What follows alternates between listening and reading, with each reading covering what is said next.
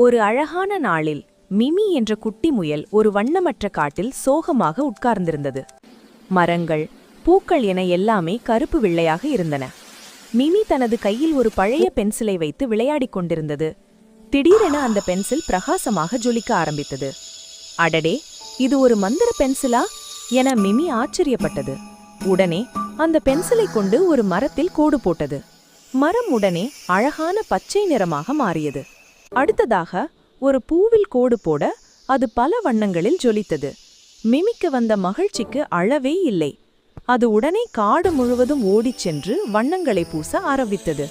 அது தொட்ட இடமெல்லாம் வண்ணமயமாக மாறியது.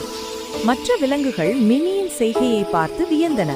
பின்னர் மிமியுடன் சேர்ந்து மகிழ்ச்சியாக குதித்து விளையாடத் தொடங்கின. காடு முழுவதும் இப்போது வண்ணமயமாக மிமி மகிழ்ச்சியுடன் நடுவில் நின்று சிரித்தது. உன் கையில் உள்ள சக்தியை நம்பு, நீயே உலகை அழகாக்கலாம் என மிமி தனது மந்திர பென்சிலை உயர்த்தி பிடித்தது.